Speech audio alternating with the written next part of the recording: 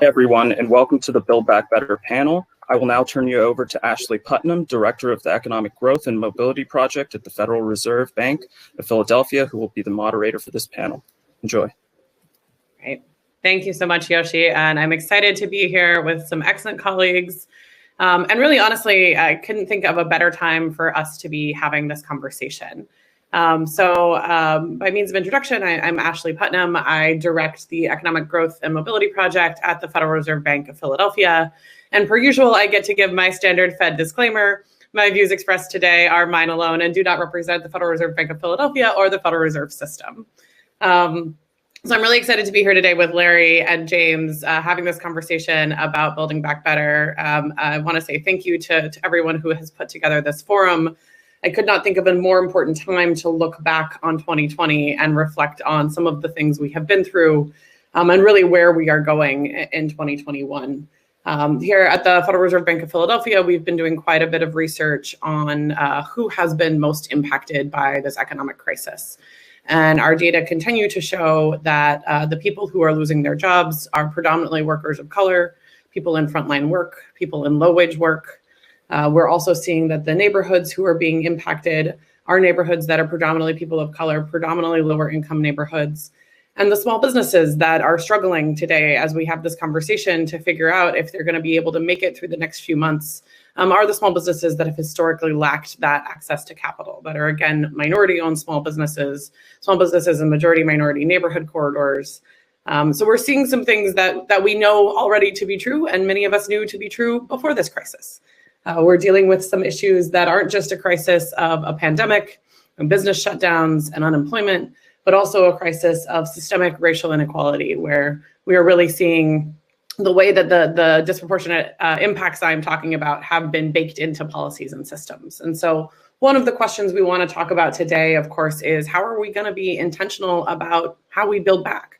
If there were intentionality around the creation of these policies, how are we intentional about how we reimagine what we can do together? And so that is why I'm really excited to be here today.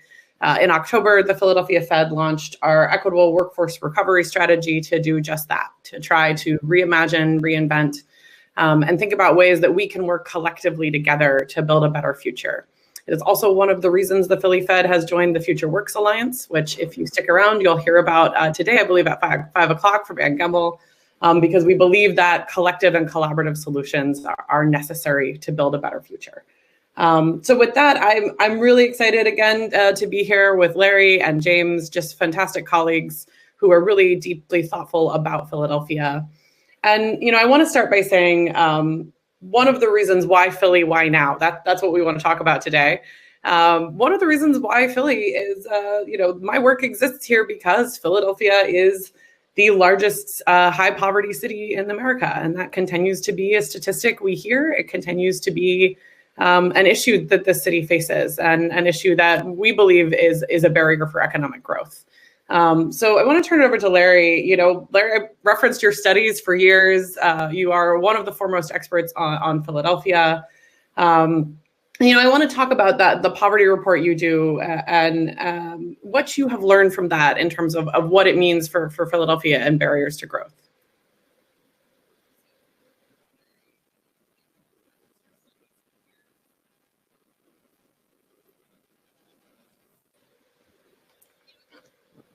Are you hearing me, Larry?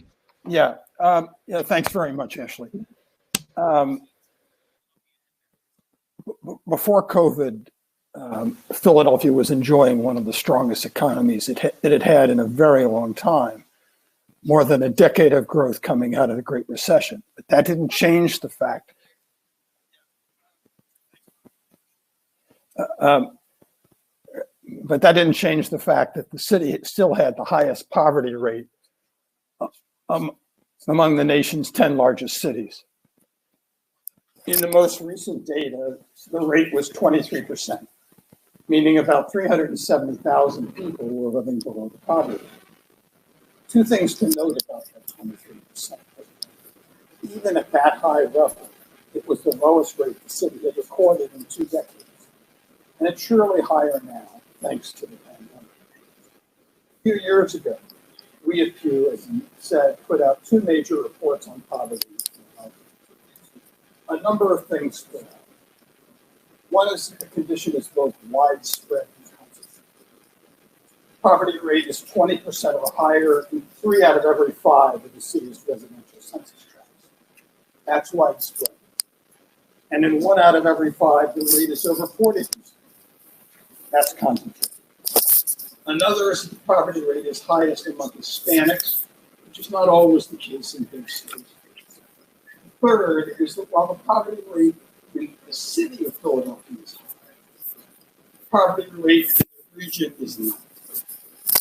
Actually, it's lower than in many other metropolitan areas, which tells us that poverty in this region is concentrated.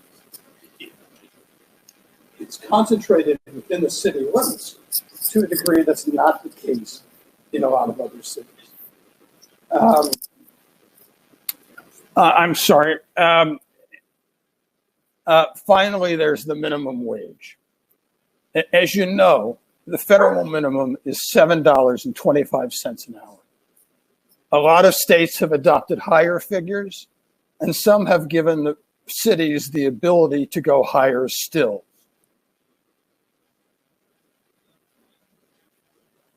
Pennsylvania hasn't done any of that. So the minimum here is still $7.25. When you take that into account, the overall level of wages in this region, our calculations show that Philadelphia has what's effectively the lowest minimum wage of any major city in the country. So those are some of the aspects of the poverty problem in Philadelphia.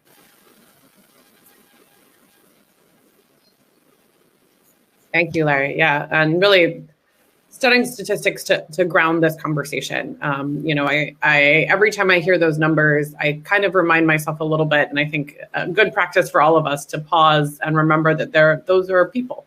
Those are our neighbors. These are human beings in our city and in our region that currently today are wondering how they're going to put food on the table, how they're going to make their rent next month, how they're going to make it through what might be a really difficult holiday season for a lot of people. And really a difficult few months ahead as they continue to wonder, are they going to be able to get back to work? Are they going to be able to open their business? So really sobering and grounding statistics. I want to think a little bit, James, we've talked about this before. One of the things I struggle with when we talk about that statistic and Philadelphia, right, the sort of infamy of Philadelphia as the highest poverty large city, is it kind of frames us in deficit language, right? And we know that not to be the case. We know that Philadelphia is an amazing city with just incredible assets. And so I'm wondering, when you think about your work that you do at Policy Link, what are those unique assets? What are those opportunities for why Philadelphia? Why now? Great question. And I want to thank both you and Larry for the research you guys put out, because I definitely cite that a lot in my work at Policy Link. So thank you both.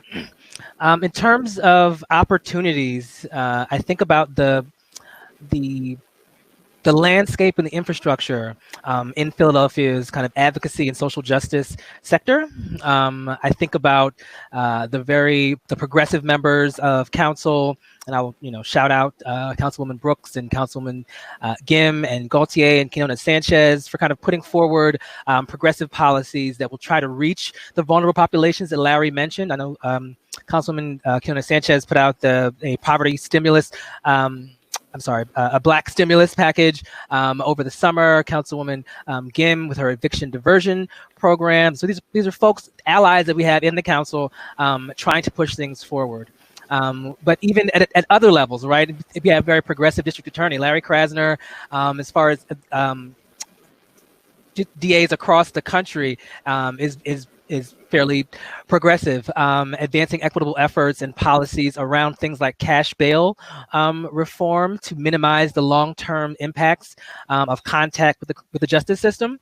I think about, in terms of opportunities, the civic and community development infrastructure that's here, as we're talking about kind of advancing equity and inclusion. You have the Philadelphia Association of CDCs, who's been pushing equitable development since 2015 and achieved things like the land bank and imminently close to inclusionary zoning on a mandatory level. I think of WCRP and their work with community land trusts. You're going to hear from Omar later at Greenlight, doing a great poverty alleviation work in pushing equitable development since 2015 and achieved things like finally at the city level, you have folks at like the community office of community empowerment opportunity that are trying to incorporate equity and the mayor's office of diversity and inclusion. But I think one example of how Philadelphia sets itself apart from other cities is our tax abatement programs to try and keep people in their homes. There's national models around our Loop, our longtime owner occupied program. These are things that other cities look to us to think about how we preserve home ownership. Because although we do have the highest poverty rate, we also have the highest home ownership rate amongst at least Black people and other people of color compared to other cities across the country too. And so, yes, it's declined in recent years, but it's still higher than a lot of cities, covering around like 44% compared to in the 20s in other large cities. So there's a lot of opportunity here to build on. Great. Yeah, thank you, James. And that's a fantastic, it's exciting for me always to see the way Philadelphia is leading the way. So even as a city that is struggling in many aspects, there are also lots of opportunities here. I'm going to pick on the question about housing and turn over to Larry. Larry, I know you've done quite a bit of research on neighborhoods and place housing and also small businesses. But maybe we can start with some of the research you guys have done around affordable housing. And both sort of barriers and some opportunities. I know that the Loop program James mentioned is one that some of our researchers have studied, and you guys have also done some policy analysis specifically around affordable housing. I wonder what you could share about that, what you've learned.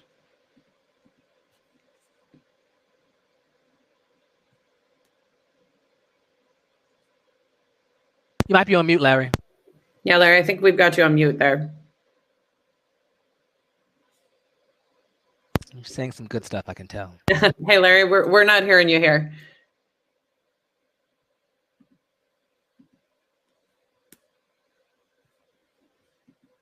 There might be a delay. Yeah.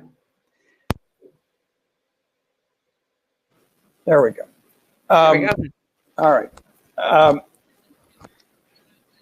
One of the strengths of Philadelphia has long been that housing prices and rents have been lower than in many other big cities. And to a large extent, that's still the case. But over the past decade, Philadelphia has shifted from being a shrinking city to a growing one, thanks to influxes of young adults and immigrants. This has led to an increased demand for housing, some gentrification, causing concern about the degree to which the city remains affordable and for whom. A lot of Philadelphians have been struggling with housing affordability. We found in our study that roughly 40% of the city's households are cost burdened, meaning they spend at least 30% of income on housing. The problem is especially acute for renters with incomes below $30,000 a year. 88% of them are cost burdened, with 68% severely cost burdened, meaning they spend at least half of their income on housing. There are nearly twice as many low-income renter households in Philadelphia than housing units they can afford. In urban America, there are two distinct kinds of housing affordability issues. One primarily caused by high housing prices, as you might see in, say, New York or San Francisco, and the other result of low incomes. In Philadelphia, the issue is more low incomes than high housing prices, which makes it hard to address in a large-scale way. Despite Philadelphia's relatively low housing costs, many city residents simply don't have enough income to find decent housing that they can afford. And a lot of our low-income housing is very old. City Council just created something in the last few weeks called the Neighborhood Preservation Initiative, which will include a $400 million bond issue to build affordable housing and repair existing structures. This is still in the process of being fleshed out. We'll see what it ends up look like. but it's certainly an interesting new development. Great. Thank you, Larry. And James, I want to turn over to you. I know you've done some great research on really thinking about sort of what does equity mean for workers at this moment in time. This is a topic that is near and dear to my heart, and I think really should be on front of mind for all of us as we see the disproportionate impact of this pandemic on unemployment, on whether or not jobs will come back. What kinds of jobs will those be? Will those be jobs that are providing people what we at the Fed research and call opportunity occupations, that sort of pathway up to economic opportunity? Or are people just barely hanging on, barely making ends meet, working 2-3 jobs, just trying to survive, really? And this conversation we have about workers is sometimes the line between surviving and thriving. And I'm really interested to hear a little more about the research you've done and some of the things that you've looked into about what does equity mean for workers, particularly in recovery. Definitely. I think Larry touched on a little bit earlier as far as the impact of how prolific the number of workers that earn minimum wage are in this region. I mean, you think about the disproportionate number of people of color, specifically women of color, that are among minimum wage earners. Addressing that deficit or lifting the minimum wage would really mean a lot in terms of equity for lifting those folks out of their current conditions. I think I saw something on TV yesterday about the ridiculous amount of money that taxpayers pay to support Walmart workers and other workers at big box chains that are working full time but still earning less than the federal poverty level.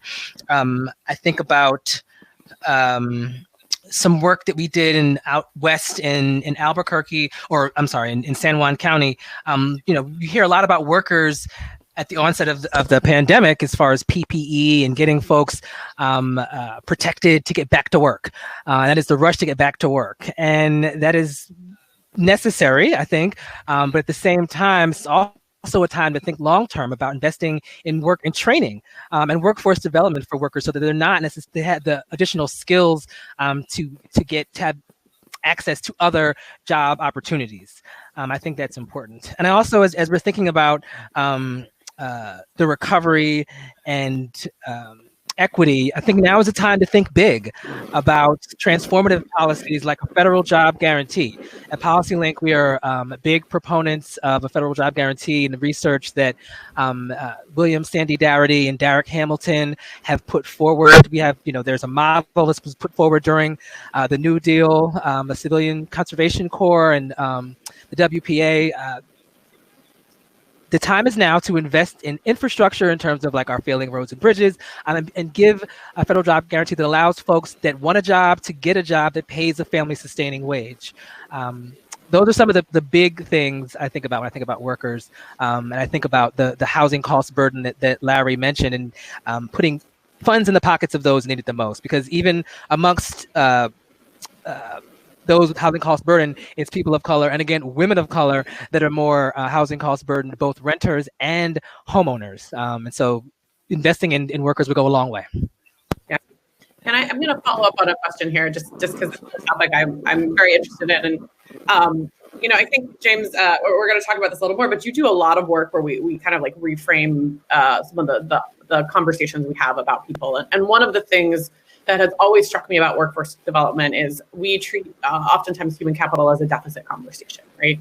But we also know, we just did some research this year on occupational mobility that looked at skills of low wage workers and skills in those opportunity occupations, and found, there's a lot of like communication skills, the ability to manage, frontline conflict, right? So there's a lot of transferable skills, but we're not necessarily taking that step for people.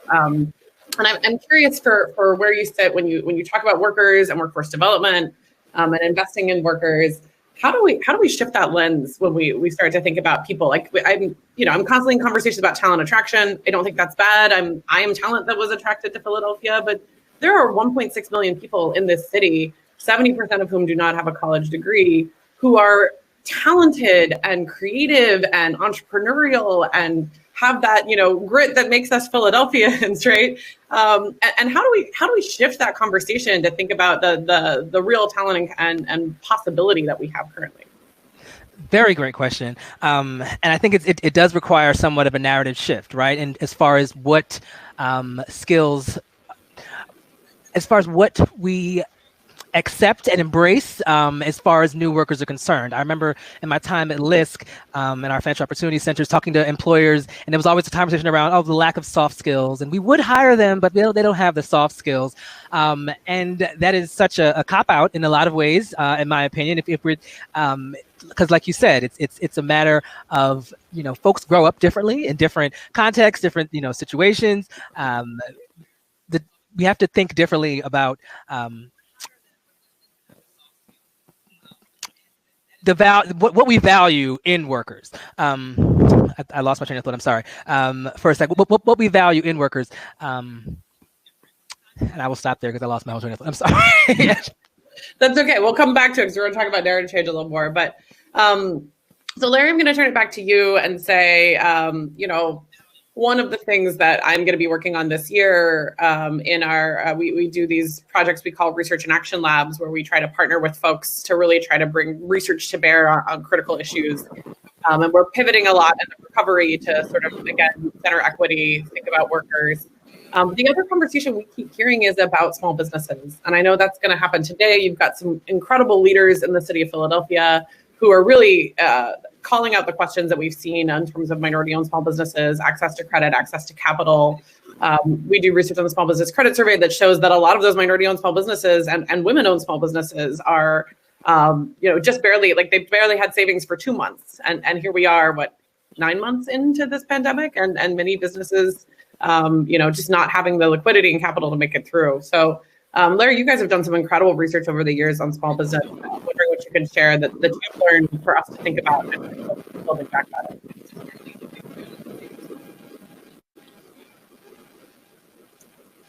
Yeah.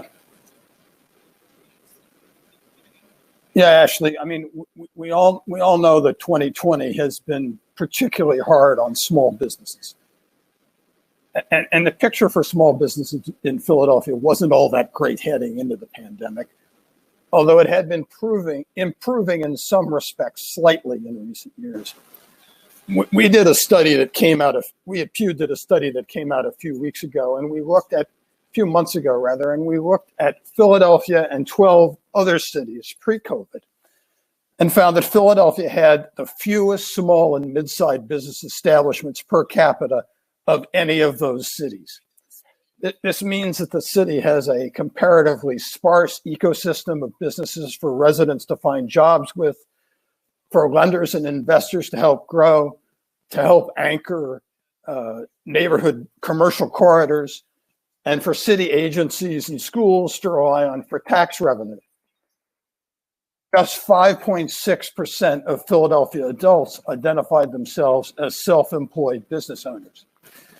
This relatively low figure, which is not uncommon for a city with a high poverty rate, translates into less small-scale business activity and thinner ranks of individuals and families starting businesses, building wealth, and planting the seeds of entrepreneurship. In addition, the financial condition of the city's small and mid-sized businesses pre-COVID was generally more tenuous than those in the other cities. Their gross receipts, commercial credit ratings, and on-time payment ratings were usually lower than peers elsewhere.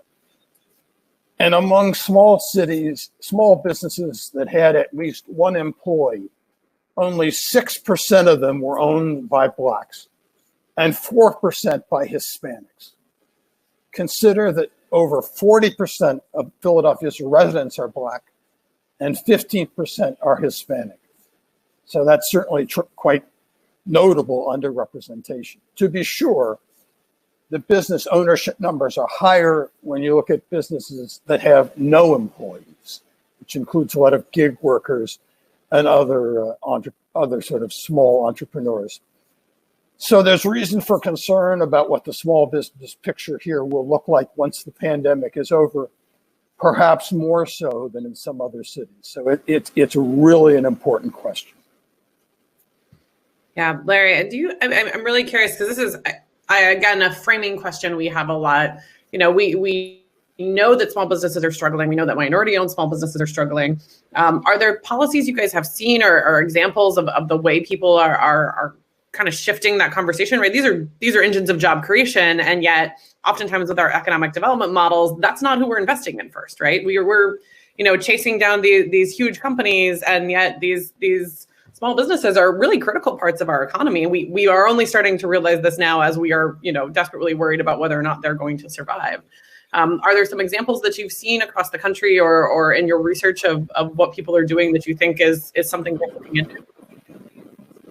Yeah, I mean, I think we're just starting to look at that.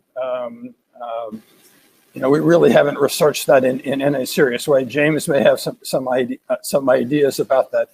I think it's certainly something that people in government at every level are more aware of than ever, and certainly all of the events connected to racial equity this year have raised all these issues combined with COVID to the highest level of concern. I think there's a lot of question about what exactly is the right thing to do.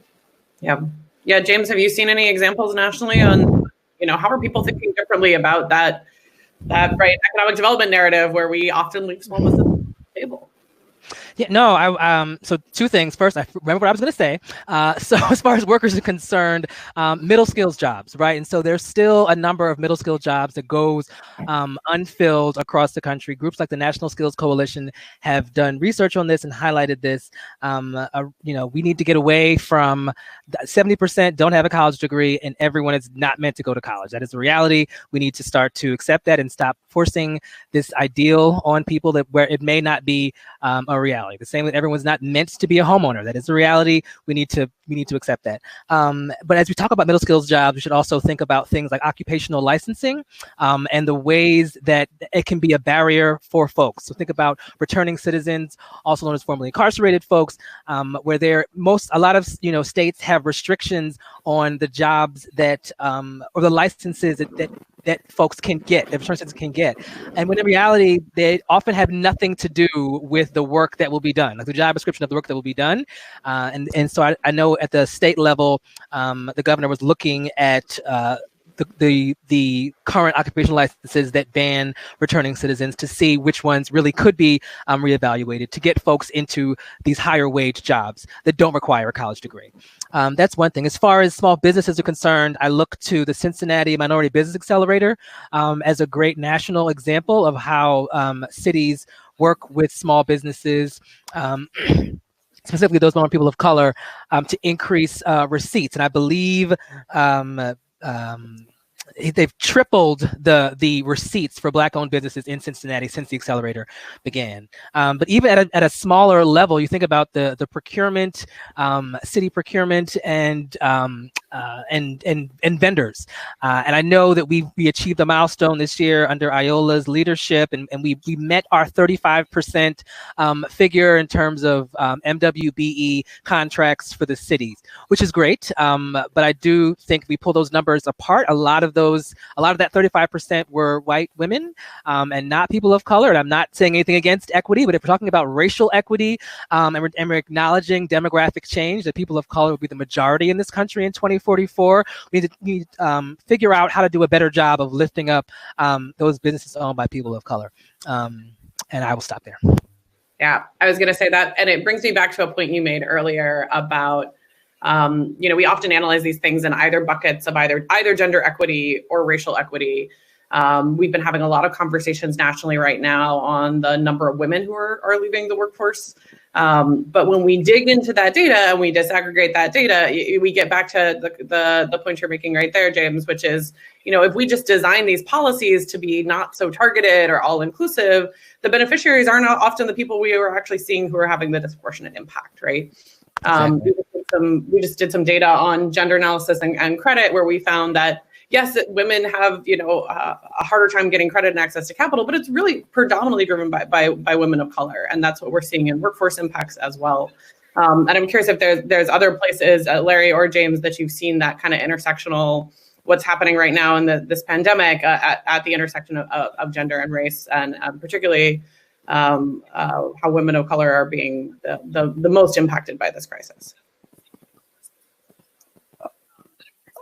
I'm really interested in another topic that's sort of related, which is this idea of upgrading jobs, upgrading job descriptions, upgrading responsibilities, particularly at jobs that we would normally think of as being sort of entry level or at the lower end, giving people more responsibilities, therefore being able to pay them more, and also giving them a path to move up, that they learn more about the business, that they gain more skills, and that they actually have a future, that there's a career path. I don't know exactly how you incentivize that, how you encourage that, but it strikes me as a really interesting and important idea. Yeah. James, I think you heard some more about upgrading jobs. You want to jump on that?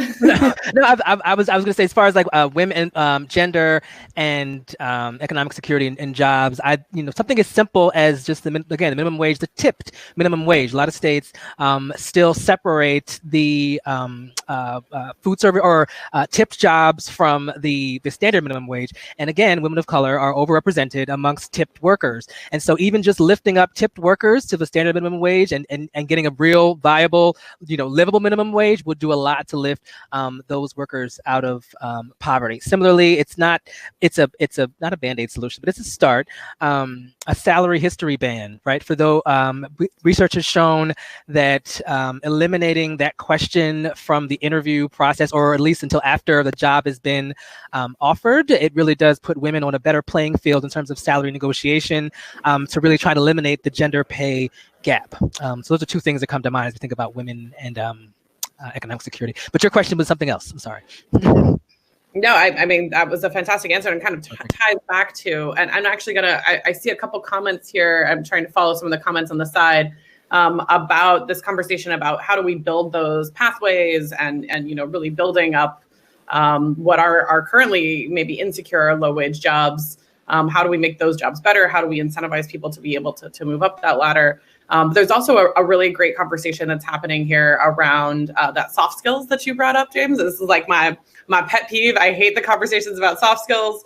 I do think there's really some bias that is rooted in how we talk about soft skills. Exactly. And when we start to really dig into it, being able to negotiate with someone isn't a soft skill at all. It's a hard skill, right?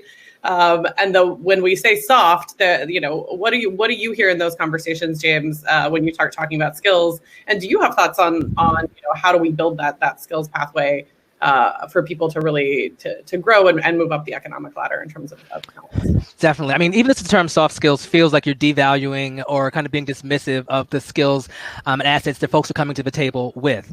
I think that if we wanted to take a step back and really get colloquial, you can think about the skills that folks glean just living on the block, right? And the economics that come from being able to literally make $1 out of 15 cents.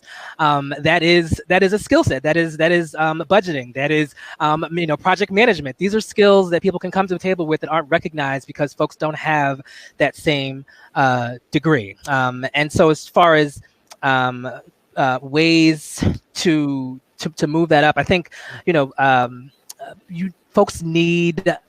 It's really about exposure to opportunities and networks. I think, the more that people are able to be exposed to different positions and folks and working in different jobs, the better. And so apprenticeships, not just in construction, but apprenticeships and how people of color in a lot of distressed communities are being exposed to what is in the realm of possibility. What could I do, and how can I meet someone that's traveled this path and learn how they got here. The more of it's seen as an achievable thing, it's more of it seems more accessible to those workers. So apprenticeships is a start, I think, to get people in the door. Yes, and I'll stop there. So I know we're closing in on our time here, but I want to take the last sort of 5 minutes we have here and maybe turn it back to Larry. We've obviously spoken a lot about this need for equity and recovery, and really the need to be explicit about racial equity, because if we're not, we end up with policies like some of the ones that James mentioned here. I'm really curious if as you think about this building back better, Larry, what do you see next as things we should really be prioritizing and talking about in Philadelphia And what would you highlight for the rest of today as like, these are some of the conversations we really need to be having? Yeah, I'm kind of limited in what I can say about that because by my kind of restrictions that my organization puts on me. I guess what I wanted to say kind of in summary is that, when we talk about the city, we often talk about the negative aspects of it. It's got housing affordability problems. It has a lot of poverty. The small business picture doesn't look so good. We've got tremendous amount of inequity. We put out a State of the City report every year at Pew, and my job is always to kind of figure out whether the glass is half empty or half full. And I just want to remind everybody that the city has a lot of assets. It has a lot of strengths that we can build on as we talk about sort of making it better and more equitable. We are a growing city. We have vibrant immigrant communities that have really enlivened some neighborhoods. We've had a lot of young adults. We've had an economy that has been growing until this year. We have a downtown that is lively, and we have strong anchor institutions, and we have tremendous untapped potential in a lot of the people who've had the short end of the stick for a long time. And if we can figure out how to tap into that potential through education, through intentional job initiatives, I think that there's a tremendous future available for the city, but it won't come easily and it won't come without intentionality. Well said, Larry. And that's, I think, a great segue into the question I wanted to ask you last here, James, which is, how do we think about this narrative and shifting this narrative we have from that, Philly is the highest poverty city, to recognizing the things that Larry just listed are such tremendous assets and the incredible potential Philadelphia has to grow together and to grow in a way that's more inclusive and more equitable and maybe different from other cities, right? How do you think about that narrative change aspect of what we're doing here? I think we need to change the narrative around a few things. And so first, moving beyond ending the conversation around that we're the poorest big city in America. Yes, it is true, but there's much more nuance to the story. That economic insecurity disparately impacts people of color. So to change that, we need to invest in the most vulnerable among us to lift that tide. I think Larry touched on the slightly lower poverty rate, and there's a question of, is that lower because folks are doing better, or is it lower because more folks with higher incomes are moving into the city? And I think that's a common approach a lot of cities have to increasing the tax bases to bring in folks from outside. When if you just invest in the folks right here and increasing their economic security, you would still have that same result. And so it's thinking differently about what it means, again, to increase the tax base. Similarly, thinking about workers, we talked about already, Ashley, not just about get back to work and to that minimum wage job, but it's like, how can we invest in these workers so that down the line, they're able to do better, earn more, sustain a family, and contribute more to the city. I think about things, in terms of narrative change around how we lean into or negotiate or navigate neighborhood change, right? And I think there are things, we can always be surprised at our success, right? And as far as neighborhoods changing, or we can plan for it. And I think there's things like tax increment finance that is done in Portland, where if you have a neighborhood that's exploding and it's growing, how do you capture that increase in property tax base? Make sure that the school district's getting the money that it needs to thrive, but also redirecting some of that increased growth and revenue into things like affordable housing, job training, things that will really ensure that residents that are already there are able to thrive. And the last big narrative change thing, I would think at again, transformative level, thank you, Yoshi, 2 minutes, is the social housing, right? And so this is something that we see in other countries like Vienna, or cities like Vienna in Austria, where It's not just public housing where you create housing for those at the bottom of the income scale. You're investing in housing that's available for folks at a range of different income levels, and that really impacts the market and kind of lowers the market rent that private investors can charge, thereby stabilizing neighborhoods and kind of creating more housing security for folks down the line. But that's going to require a narrative shift around the American dream and the white picket fence and the single family home on a lot of a certain size, right? And so we have to rethink kind of these generations of the narrative that we've been force fed that just doesn't fit anymore. Well said, James, and a great wrap. I think, I often say to people, the work I lead here at the Philly Fed is called the Economic Growth and Mobility Project for a reason. We believe that those two things are essential to one another, right? And that, there are models for growth that are not inclusive. And we know from research when we look across the board that when we grow people who are in the bottom quintile income bracket, it benefits all of us. And I think that's an important frame for this conversation. This isn't just about helping those people over there. This is about helping our region, our economy. These are incredible assets. And if we can grow and thrive together, that we will really be building a better Philadelphia. And I think that that essential piece of economic mobility for stability and economic growth, you just outlined so well, James, and Larry as well. I think that intentionality is going to be really important in what we do going forward, and being really explicit about how we invest in those incredible assets we have in terms of racial equity, the immigrant community that has made this city so incredible. So I want to say at the end here, just thank you to you both for your continued research and partnership. We at the Philly Fed look forward to following along with the rest of the conversation and are happy to be co-collaborators and colleagues in this very important conversation. So thank you all. Thank you, Ashley. Thank you all. Thank you, Larry.